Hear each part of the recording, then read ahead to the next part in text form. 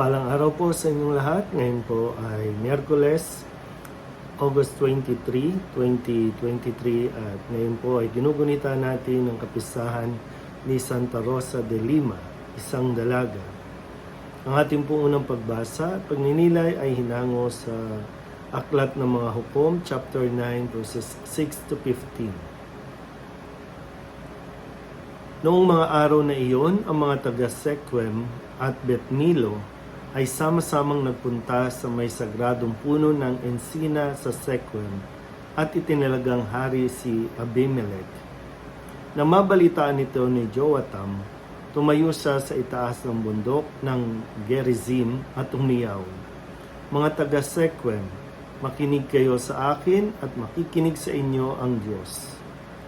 Noong unang panahon, nag-usap-usap ang mga punong kahoy upang pumili ng hari. Sinabi nila sa ulibo, "Ikaw ang maghari sa amin." Sumagot ang ulibo, "Kakailanganin kong itapon ang aking langis na gamit sa pagpaparangal sa mga Diyos at sa mga tao kung ako ang mamamahala sa inyo." Sinabi nila sa igos, "Ikaw na ang maghari sa amin."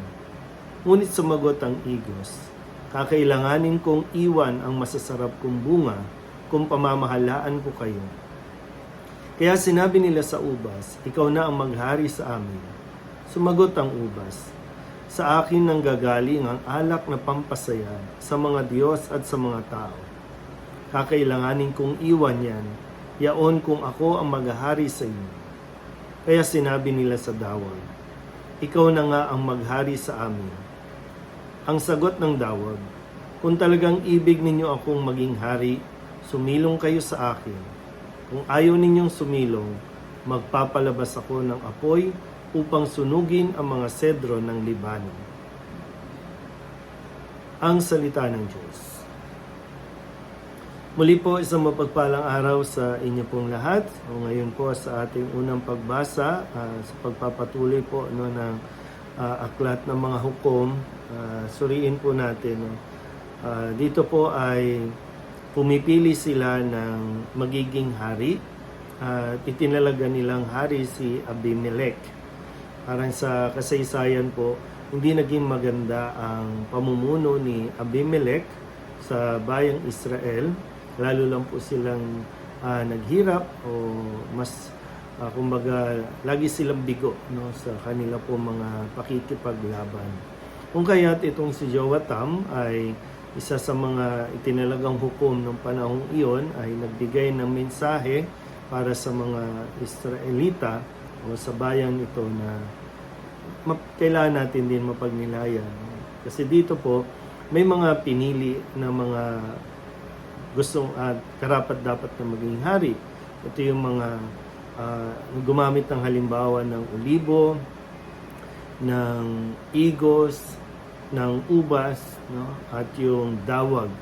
Yung tatlo ay meron talagang magagandang maibibigay, meron talagang kumbaga kapakinabang, samantalang yung dawag ay alam natin na ito ay panggatong lamang o sabihin natin hindi talaga siya puno, pero ito nga po, siya yung talagang tumanggap ng pagiging hari.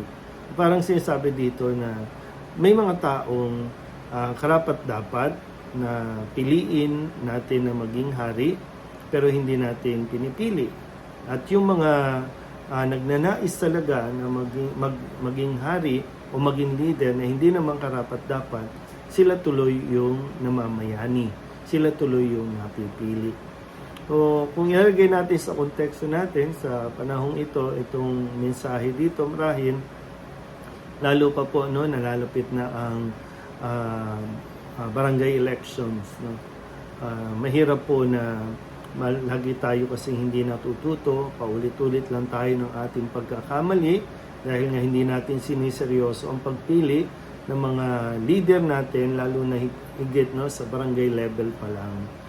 Yung mga tao po na karapat-dapat, yung mga tao na meron talagang maibibigay, ay yun yung ayaw nating piliin o kaya naman ayaw mag-volunteer para sa ikakaayos, kasasagana ng barangay, pero ayaw nilang maglingkod, no, para maging leader. At kaya nga, kung sino pa yung medyo alanganin, sino yung walang maibibigay, yun yung talagang nauupo para maging leader na hindi naman talaga tuluyang naintindihan paano nga ba ang maging leader, paano nga ba maging isang lingkod ng barangay. Kung kaya, no, sama-sama tayong nahihirapan, sama-sama tayong nakakaranas ng kaguluhan, no, sa ating pong mga barangay.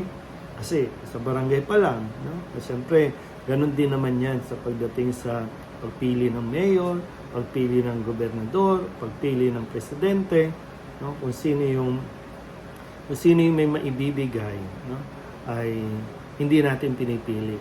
Pero ang mas madalas natin napipili ay yung sila pa yung kumukuha. No? Sila pa yung kumbaga kasi ganito po, no? Ang paglilingkod ay hindi tungkol sa kung ano ang makukuha mo, kundi sa kung ano ang pwede at kaya mong maibigay para sa bayan. Kaya nawa po, no, sa paghahanda natin, hinihingkayat namin, no, ng simbahan, lalo tigit yung mga kumbaga sinasabi ng taong simbahan ay lakasan ng loob, no? Kayo po ang kailangan, kayo po ang magpapabago, no? Lalo na yung mga talagang sabihin natin mayroong utak, no? Mayroong kaalaman pagdating sa pagsasaayos ng gusot, ng gulo sa barangay. Yun sana ang piliin natin, no? Hindi natin dinidiscriminate, no? Hindi tayo tumitingin sa kung siya ba ay nakagraduate o siya ba ay mayroong titulo, kundi ang titingnan natin ay yung kanyang pusong mayroong maibibigay talaga, no? Kasi ngayon, para bang ang mga leader natin ngayon ay laging nakatingin dun sa kung ano ang mapapala nila, kung ano ang makukuha nila, at hindi yung kung ano ang maibibigay nila para sa kapakanan ng kanila pong barangay. Muli po, isang mapagpalang araw sa inyo lahat.